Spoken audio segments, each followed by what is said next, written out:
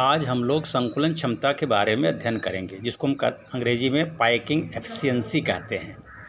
तो देखिए, क्रिस्टलीय जालक में कुल उपलब्ध स्थान का वह प्रतिशत या वह भाग जो अवयवीकरण का मतलब परमाणु, अणु अथवा आयन द्वारा संपूरित होता है, संपूरित माने घिरा होता है, वह उस क्रिस्टल का संकुलन क्षमता कहलाता है। तो संकुलन क्षमता का मतलब है कि जो क्रिस्टल है, क्रिस्टल का जो आयतन है, पूरे क्रिस्टल का जो आयतन है, उसका जो भाग उसके अवयवी कणों द्वारा घिरा होता है वह उसका संकुलन क्षमता कहलाता है। तो देखिए, संकुलन क्षमता का सूत्र है प्रत्येक गोले द्वारा घेरा गया आयतन। अब जो कोष्टिका है या जो क्रिस्टल है उसमें कितने गोले हैं, उस गोले द्वारा कितना आयतन घेरा गया है, और फिर बटे एकक कोष्टिका का कुल आयतन, जो क्रिस्टल का पूरा आयतन है बटे में अगुणित 100। तो इस सूत्र की सहायता से हम किसी भी एकक कोष्टिका का संकुलन क्षमता ज्ञात कर सकते हैं। अब यहाँ पर जो दिया है प्रत्येक गोले द्वारा घेरा गया आयतन, तो हम लोग जानते हैं कि एकक कोष्टिका 3 प्रकार का बताया गया था। एक आपका सरल घनीय एकक कोष्टिका, दूसरा काय केंद्रित एकक कोष्टिका, और तीसरा है आपका फलक केंद्रित। अब जैसा हम एकक सेल लेंगे, जैसे हम घनीय एकक सेल लेते हैं तो उसमें प्रत्येक गोले जो लिखा है यहाँ पर एक गोले का आयतन ऊपर लिखा जाएगा, जो कि घनीय एकक सेल में परमाणुओं की संख्या 1 होती है। तो एक परमाणु को हम गोले के द्वारा प्रदर्शित करते हैं, तो एक परमाणु का आयतन लिखा जाए चाहे एक गोले का आयतन लिखा जाए बटे एकक कोष्टिका का आयतन गुणित 100। तो इस सूत्र की सहायता से किसी भी एकक कोष्टिका का हम संकुलन क्षमता ज्ञात कर सकते हैं। अब यहाँ पर देखिए, सरल घनीय एकक कोष्टिका की संकुलन क्षमता, packing efficiency of simple cubic unit cell.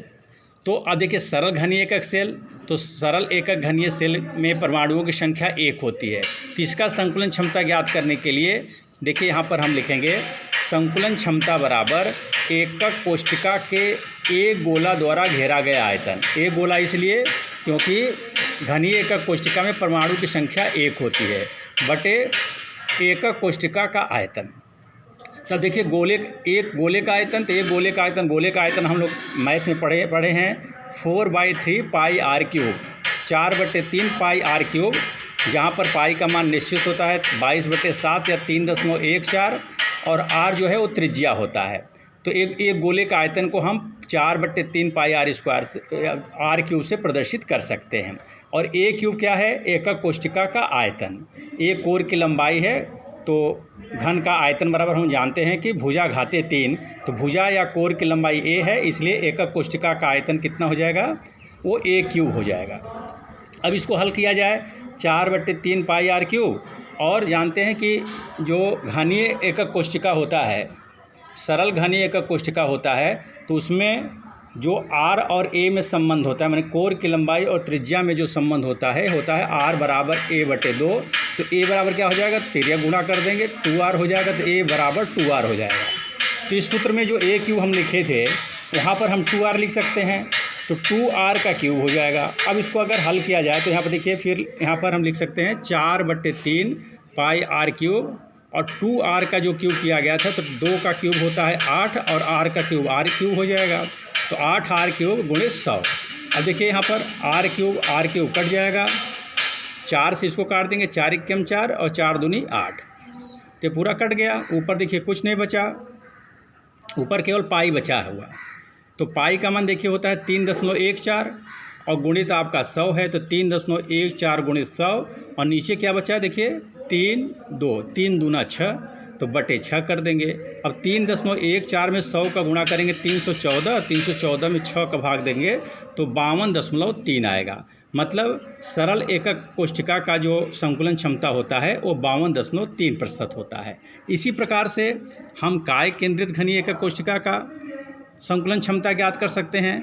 तो यहाँ पर आप देखिए कि जो काय केंद्रित होता है, जैसे ऊपर वाला हम हल किए थे उसी प्रकार से यहाँ भी हल होगा, लेकिन थोड़ा सा अंतर यहाँ पर है कि यहाँ पर जो संकुलन क्षमता है वह एकक कोशिका के 2 गोलों द्वारा घेरा गया आयतन, क्योंकि जो काय केंद्रित होता है उसमें गोले की संख्या या परमाणुओं की संख्या 2 होती है, जबकि उसके पहले वाले में घनीय एकक सेल में 1 होता है। तो 1 गोले का आयतन लिखे थे, यहाँ पर 2 गोले का आयतन लिखेंगे और बटे एकक कोष्टिका का आयतन गुणित 100।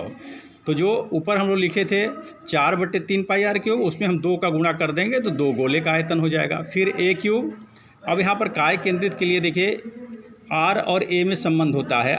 ए बराबर होता है 4r/3, तो ए की जगह हम ए मान रख सकते हैं। जहाँ पर ए क्यूब है तो ए की जगह ये मान रख सकते हैं।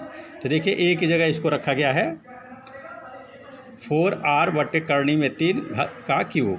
अब इसको अगर हम पूरा हल करेंगे तो ये मान आपका आता है, इसको हल करके देखिए दिखाया गया है, ये मान आता है 67.9 या ये लगभग 68% के आसपास आता है। तो ये आपका काय केंद्रित एकक कोशिका का जो संकुलन क्षमता होगा वो 68% होगा। इसी प्रकार से हम फलक केंद्रित के लिए निकाल सकते हैं फलक केंद्रित एकक कोशिका का आयतन। तो फलक केंद्रित में परमाणुओं की संख्या कितनी होती है? 4 होती है। तो यहाँ पर संकुलन क्षमता हो जाएगा एकक कोशिका के 4 गोलों द्वारा घेरा गया आयतन बटे एकक कोशिका का आयतन। तो जहाँ पर 1 गोला लिखा जाता था या 2 गोला लिखा जाता था उसके जगह हम 4 रख देंगे। देखिए 4 × 4/3 पाई आर क्यूब लिखा गया है। और ए क्यूब, अब ए की जगह यहाँ पर क्या रखना है? तो हम लोग जानते हैं कि फलक केंद्रित के लिए ए बराबर होता है ए बराबर 2√r होता है। 2√2r होता है। तो ए की जगह 2√2r हम लिख सकते हैं। अब देखिए यहाँ पर 2√2r का क्यूब लिखा यहाँ पर किया गया है। तो इसको पूरा 2√2 का क्यूब करेंगे तो 2 का क्यूब होता है 8 और √2 का क्यूब करेंगे तो 2√2 और r क्यूब हो जाएगा। फिर पूरा इसको हल किया जाएगा तो लगभग आता है 74.02%। मतलब जो फलक केंद्रित होता है उसमें उसका संकुलन क्षमता होता है लगभग 74%। ठीक है, तो इसमें एक आपका आंकिक प्रश्न दिया गया है, इसको हल भी किया गया है, इसको देख करके आप समझ लेंगे। और जो चीज़ आपको नहीं समझ आएगा वो फिर हम फ़ोन के माध्यम से आप पूछ सकते हैं। धन्यवाद।